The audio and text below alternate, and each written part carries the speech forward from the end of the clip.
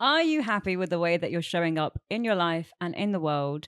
And if your answer is no, then my question is why? I think a lot of us are actually guilty of not showing up in the world that we desire. Hmm. And I think when we break it down and we look into it, for us, a lot of the time anyway, it has been a fear of being seen, a Hmm. fear of success. And I think this expands to a lot of people. There's a lot of fears that we have that we don't really address, that we don't really think too much about because we just carry on with life and we're just putting along and we're just going through the motions.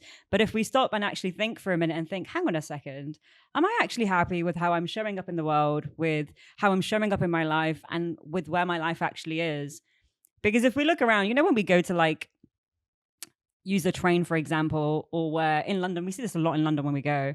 And the main thing that we notice is that everyone is just rushing. Everyone is Russian, rushing, Russian, Russian. rushing. No one even looks happy. No. But then when you expand a little bit out of the city and you go a bit further out, in some areas you might go and you see people living a slightly slower life and they're a little bit happier. So yeah, my question is today to you is, why are you not showing up in your life the way that you want to? Yeah, something, if you can't tell by my accent, I am a southerner, although we live up in the north of England now. I spent most of my time in Essex, London. So I know too well what it's like to commute into London and be on that Central Line train with everybody looking miserable, everybody looking depressed. And now that I know a lot about what we know, everybody looking chronically dysregulated too. If you want the plainest picture of what it looks like for someone that is chronically stressed, just go onto the tube at rush hour and you will see hundreds of people. And I hope that they're not always like that, but my bet is they probably are, because a lot of their life is centered around this rushing to work, rushing to get home, rushing to have lunch, rushing to do this, rushing to do that. And it's all just like normal, but it isn't. But for the majority of these people, they don't stop to ask themselves, is this the life that I want to be living? And if it isn't, then why not? Because I think what's happened in society, right? I think the majority of us have gone through the education system. And Mhm. then as we've gone through the education system, we're like built to think that, hey, actually, the best life for you is to go to uni, get a degree, and then you'll get a job and then you'll be happy. But like, that's not true. That's The not true. magic formula to life, people, is go to school, get good grades, go to university, get a degree, find yourself a career which you don't actually want to do, but hey, the pay's pretty good and you can buy a home with it if you're lucky, and then get a wife and kids, or get a husband and kids if you're the opposite sex, or maybe whatever. You know what I'm saying? That's the English American West. I call it the Western dream, really. It's like this fallacy that those things will bring you happiness. And don't get me wrong, those things can definitely bring you happiness, but it's not a cookie cutter, one size fits all for most people. And it fails. I went to university, hated it.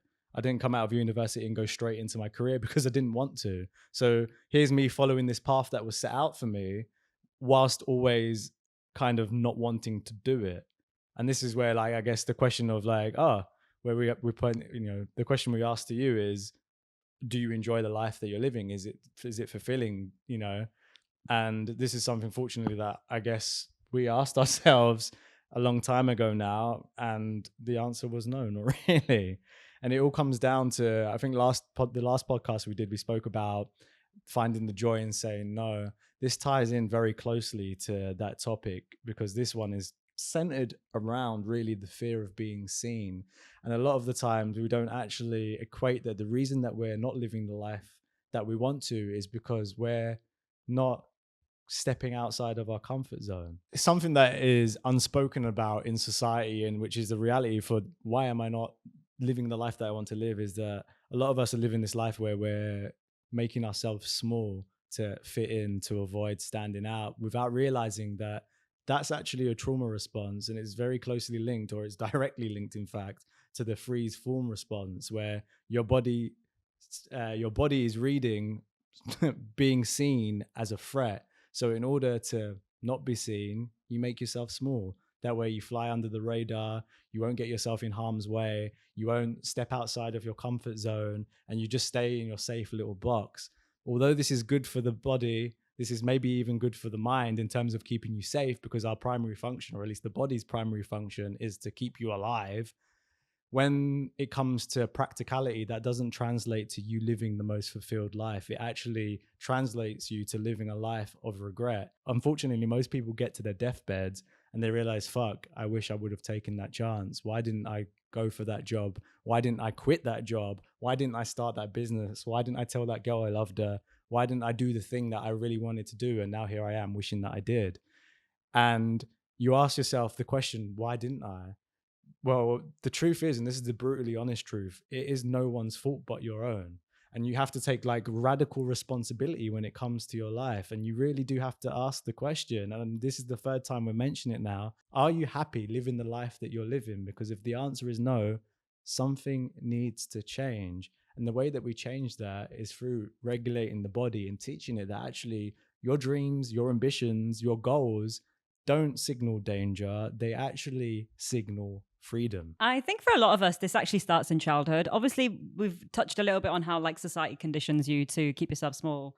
But I think as well, for a lot of us, this starts in childhood. Like we've all probably had some sort of experience where we were being too noisy or being too loud or doing something, and our parents told us to stop. You're being too noisy, you're being too much. But actually, the reality of what was happening is we weren't being too much. We were doing something that was making our parents feel uncomfortable because it was drawing attention to them, and they didn't want to be seen. And then they've projected that onto us by telling us, "Hey, you're the problem.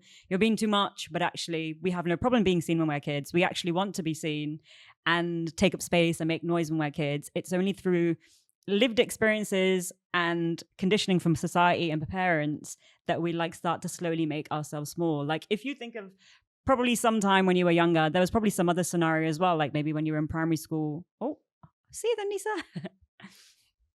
If you think back to like your childhood or like your earlier life, there are probably loads of examples where you've tried to do something and you've been ostracized for it, or you've been picked on or bullied, or like you've had a negative experience. Like, for example, maybe you were asked to read a page in front of everyone in school. Hated that. And you like stuttered or you made a mistake and then everyone laughed at you. So that created a negative experience. And you were like, oh, that's danger. I don't want to speak in front of people. And now all of a sudden you're in your 30s and you can't do public speaking because of that one time that someone laughed at you. Or maybe another example is like you wore your favorite outfit to school and you absolutely loved it. And then you got to school and everyone was like taking the piss out of you. Like, why are you dressed like that? That's so silly. That used to happen to me a lot. And I think that's the reality of it. I think that a lot of us have experienced things like that.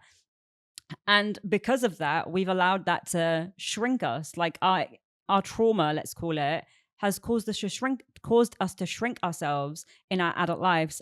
And as opposed to showing up fully and as we are, that like thing is still in us to like keep ourselves small. It's true. And I think it's really important as well to highlight that the examples that you gave, because you mentioned trauma, they are traumatic events, but you wouldn't remember those things happening at that time you were laughed at in the classroom. Oh, I went through that trauma that made me feel this way. And that's why I'm showing up in this way that I am. Because we kind of mark trauma as big, massive events, accidents, deaths in the families, sicknesses, those sort of things. But trauma can actually be the small things too. Something as simple as being laughed at a very young age, even if it was just the once, that is enough to wire your nervous system that, hey, don't answer questions, don't think outside the box, or don't admit that you don't know something because you'll get laughed at. School can be a cruel place, man. Yeah, it really can. I remember once in sixth form, I've always dressed like really quirky and really different to like, I guess, the environments that I was in. I didn't really mind that I was wearing really like flamboyant stuff. And when I was in sixth form, the uniform was like smart casual. So I would always wear something colorful or like patterned. I loved patterns. I still do love patterns. And I remember I was walking home one day, and the next day one of my friends came up to me and was like, because I was new to the school in sixth form, and one of my friends was like, oh my gosh, you never guess what my brother said to me. I was like, what? And he said, oh, my brother asked if you get bullied. And I was like, why? And he said, because of your outfit. And I was like, why would anyone bully me for my outfit? and that's what people associated. Well, that's what he associated my outfit with. It's like, oh, she's wearing something flamboyant or colorful. She must get bullied for that. And don't get me wrong, there have been periods in my life where people have been like, what are those? Or like, oh my gosh, who's are you wearing your dad's shirt? Or like something's oversized or really patterny or something. It's just funny to me that showing up in that way causes a reaction from other people. And if we think about it, a lot of the time, it's other people that are like putting their judgment on us or their like feelings on us, wanting us to shrink, because us showing up as we are in our fullest expression makes them feel uncomfortable or makes them feel a certain way. And the reality is, how other people feel is not really your business or your responsibility. It's true. You just got to let them crack on. It's really interesting. It goes back to this whole childhood thing, because I watched a video once and it was about, basically, I think I showed it to you, the kids, and they put snakes around the babies, and all the babies were like trying to play with the snakes, or like just didn't care that they were there whatsoever. But of course, for most adults, if you were in a room full of snakes, you'd shit yourself. But the whole point of this video was basically to show or prove that children don't have fear. Babies don't have fear. So where do they get that fear from? They get it from the adults or the people of their environment that they are surrounded by. They get taught to be afraid. That isn't our natural setting. Although, yes, of course, we have this inner homing device that seeks out threats. It also is very good at doing that. The problem is when it doesn't understand the threat, it instantly labels it as danger without understanding why. So what we have to do in our adult bodies, chronically overstressed, chronically traumatized, chronically burdened and overwhelmed, is we have to start noticing those signals when our body is saying, hey, your heart's racing, you're breathing shallower. That means there's danger, even though you're literally about to go fucking to work.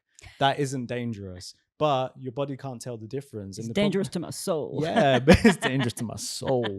But if you're, listen, guys, if you are not first addressing that signal from your body is then just going to go, fantastic. So I was right. Next time we go to work, I'll do the same thing. And it's about reducing that by first, of course, having the awareness of when you're triggered or you have that feeling of, oh, there's danger. And then on the other side of it is actually teaching your body like it's a child. Hey, like, this isn't too bad. Let's slow our breathing. Let's do some grounding exercises. Maybe we need to move and get some of this anxious energy out, and then go and do the thing. And then the body goes, oh, right, that thing that I was scared about wasn't actually scary at all. And it may be that the next time you do it, you still have that trigger, but over time you're rewiring your own system to learn that stuff isn't actually a threat. And that's the difference. This is where, as kids, where at school, for example, the teacher needs to step in and say, hey, everyone shut up, stop laughing at him. Your question was valid, or well done for trying, keep doing that. That's the difference between a good teacher and a bad teacher. Unfortunately, most teachers don't do that stuff. Because they don't give a shit. But it becomes tough. And then the flip side of like avoiding being seen is in psychology, it's called the tall poppy syndrome, right? It's like the fear of being bigger than everyone else or standing out in a field of poppies, right? Because you almost you don't want to be seen because, of course, unsafe, but also you might not want to make other people feel less than. And this is something that, I viscerally remember having a conversation with you about this. And I just had this epiphany one day. I was like, oh shit, I don't have a fear of failure. I have a fear of success. And the reason I have a fear of success is for exactly that. And I was like, oh, I need to unravel this stuff, because it is a real thing. A lot of us actually keep ourselves small, not because of our dreams being too big or the fact that we don't think that we're capable of doing it, but for some reason we think that we shouldn't upset other people by doing it, or we don't want to dim their light by shining so brightly. Yeah, and I think it's really interesting that you've touched on that, because I've mentioned this before. Like, this is something that's affected me as well, where I feel like I've had to shrink myself a little bit just to make other people more comfortable. And I think in the episode I was like, well, now my attitude is let them choke. Yeah. Let them freaking choke. But I think the thing is, like, if we think about it, what happens when we start like doing things differently, when we take a different path, or you decide not to go to uni, everyone starts sharing their opinion and their judgment. Like, oh, why are you doing that? That's dangerous. That's stupid. Oh, you're going to start a new business. Oh, I don't know if that's a good idea. It's not stable. How are you going to have your income? Blah, blah, blah, blah. And all these like thoughts and projections come onto you, right? And in addition to that as well, like for women, for example, when we start showing up in the world the way that we want to, what do we immediately hear from other people? Who does she think she is? Who does she think she is? Who does she think she thinks is? She's somebody. She thinks she's somebody. Oh my gosh, look at what she's doing. And a lot of the time, it's from other women. It always is. It's from other women wanting to tear you down because you've chosen to do something. And it's not because they don't like you. It's because they actually want to do what you're doing and they can't feel the feeling of doing that because they're too afraid to do it. So actually, that's making me feel uncomfortable. So what I'm going to do is I'm going to drag you down so that I can feel better. And I think one of the important things about when you're on this journey of like learning not to keep yourself small and actually showing up is actually understanding like where a lot of this comes from and who it comes from. Because a lot of the time it's actually not from us. It's from our environment. It's from other people projecting their stuff on us. And it's funny because earlier this week I was having a conversation with a friend of mine, and she was kind of talking about like, oh, there's so much pressure because she's a certain age now and she's like not married. She doesn't have kids. and her clock's ticking on, etc. And I was kind of just talking about like how like we went to a birthday party the other week, and like everyone has like got kids, Yeah. everyone's got XYZ, and we're like just there with our dog.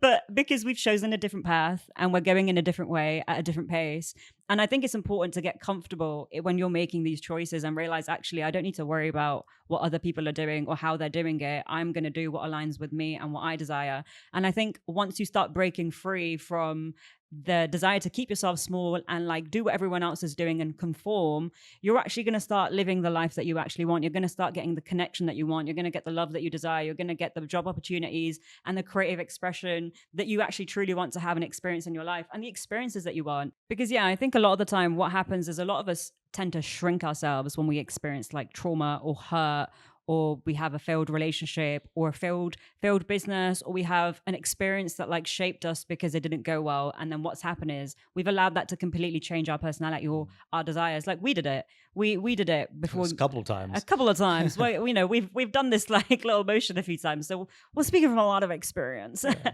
You personally were hilarious when I first met you. What was the stuff that you would say? Oh, about not wanting a partner that I didn't live with, and I hardly ever saw because I was too busy to work, and we would just check each other when we were free and Should stuff. possibly even live in a different country. Yeah, I wouldn't mind that. That would be nice. Basically, I would be in a relationship without being in a relationship. There's no human contact. But that was a protective response because I'd just come out of a very toxic relationship or a pattern of very toxic relationships. And I was like, I don't really actually want a relationship, or I can't see myself being in one because they all seem to be the same. And it was really funny because once Paris asked me if I had feelings for him, and I just left the room and the house. Which was a really big question for me because I don't think I've ever asked someone that before, but here we are. I was like, I'm just going to leave. I'm not feeling, what did I say? I was like, I'm not feeling too good. I think I'm going to go. I can't remember. We ran a business together at this. My chemistry is too funny. We ran a business together at this point as well. So this is actually hilarious. I think this was during the work day. You'd asked me. And then like a few minutes later, I was like, oh, I don't feel too great. I'm going to go home. And I just left. And yeah, I didn't see her for days. But, something to just point out is that we're sharing these funny experiences with you. Okay, it's a bit of a joke, but more so just to highlight that, there are levels and layers to this shit. Like, I think something that is quite apparent for us right now is that we're doing this big shift in the way we're showing up in our content and on the social media. And we're finding that actually there's a bit of resistance there to that. And this is like, oh, I'm not comfortable doing the things that we want to do yet because it's outside of our comfort zone, right? So it's like, as you're progressing in life, you're always going to be met with this wall of like, oh, this isn't me, but it is who you are going to be if you push through that resistance and get there. And so it becomes like this, it's almost, at least the way I like to look at it is I turn it into a game. It's like you're trying to level up, not constantly, because it's not a straight line. I think, again, you are going to get those setbacks where you do kind of go into your shell because of the bad relationship, a failed venture, or, just a bad experience that you had. We have to reframe that really, because it's not so much like you going backwards. It's actually needed. Like when stuff happens to you, you need to heal from that. The problem that most people actually face in those instances where like a traumatic event happens is that they just push through. They carry on going to work, carry on going out, carry on pretending that everything's okay, avoid my feelings, don't address anything that's coming up for me. And then what happens? 5 years later, you're full of symptoms, you're sick, you're run down, you're burnt out, you're overly stressed, and you're anxious and you don't know why. We literally have clients every day that we speak to telling us this. And when they say it, we give them the answer and they're like, how did you know that? They're like, well, we're like, one, because we were there, and two, because like, I'm sorry, with love, it's obvious. But we don't know this. We're not taught these things. We're not taught to like address the way we feel. And, it's again, comes down to this question that we asked you, are you living the life that is truly yours? Because if you're not living it, then something needs to change. And usually it's how you feel about it that's actually going to help you to change, because you need to admit to yourself how you're feeling. That's why we keep asking you. It's not like a trick question. We're not trying to bully you into addressing this answer. Is because that is going to be your liberation if you actually honestly answer it. And I think the thing to remember is as well that our brains and our bodies are literally wired. It's built into our system to keep us safe, right? So when you want to do something new, or you want to do something that potentially in the past you found was quite painful, for example, you're going into a new relationship or you're starting a new business venture, right? Very scary. Your brain and your body is going to say, hey, don't do that. That's not safe. That's dangerous. But I think the thing that you need to get good at doing is actually discerning if the voice in your head is accurate, if it's actually a danger or if it's not. And we have to get good at having that intuition of like the thing we're going into. Is this right for me? Is it a dangerous situation or is it not? Is it just my brain and my body trying to keep me safe? And when you get good at actually having that intuition and listening to your body, and obviously you can do this through building a stronger mind-body connection and also regulating your nervous system, because when your nervous system is regulated and it's balanced, those things seem completely different to you. You're able to approach them in a much more balanced way, and everything doesn't seem as like threatening. You can assess the situation from a calmer, more regulated perspective. So yeah, it's about getting really good at discerning whether the threat is real or if it's just perceived in your mind, essentially. Exactly, because at a primal level, that indicator is basically, was my life in threat today or was I safe today? The body says yes, but reality, let's be honest, was your life in danger today? Absolutely, probably not. If it was, I'm very sorry for you and I hope you're okay. But for the 99% of us, the answer is no. But the body can't tell the difference. So like Pearl said, we have to kind of reframe the way the body is signaling to us that actually there was a threat taking place and signal safety instead. When you start moving from a place of safety, or at least a place of I can handle this, and then revert back to safety afterwards, which is a feeling in the body. I don't mean safety as in like in your little shell. That's when you start training the nervous system to come out of this, right? Everything is just a threat.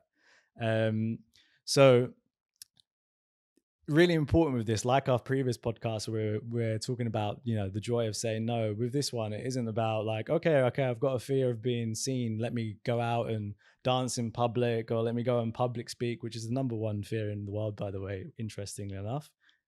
Boils down to what we're talking about, fear of being seen, but not deaf. What you want to do is you want to start microdosing courage or microdosing bravery. And what I mean by that is find little instances that you can start practicing coming out of your comfort zone. It can be something really silly. Like we used to have, well, actually, we still do have actually a little green alien we call Alan, but we used to take it out a lot with us, like literally everywhere. Gatherings, parties, dinner, traveling, you name it. Yeah, he's been on holiday everywhere until we got Nisa. Now Nisa is the Alan. Yes, Nisa. And but what would happen, or what we found, is by carrying around this green alien, we look ridiculous. We didn't care. But a lot of people also would notice the alien. A few people, well, actually, most people that noticed were like, "Oh, I love your alien." Or they always had like a really positive comment to say. We're like, people really love Alan. It's like, great. I guess because they see a little bit of ourselves in them, and it kind of ignites that inner child sort of thing. Like, but this is just one example of how you can accessorize. Maybe it's like a silly hat or like some funky glasses or a different hairstyle.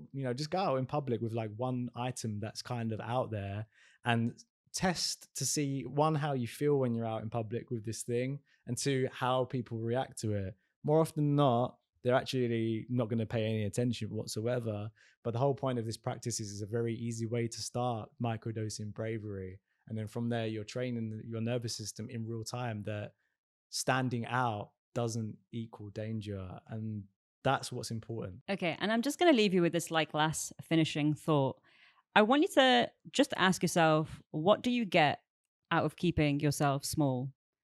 You're not going to get anything, but I guess you'll avoid embarrassment, criticism, judgment, harassment, shame, right? But what do you get if you start showing up in the way that you want to show up, and you start taking up space with your voice, your body, your skills, your talents, and you start showing up in the world and start shining the way that you are, right? Well, you'll potentially get to achieve your dreams.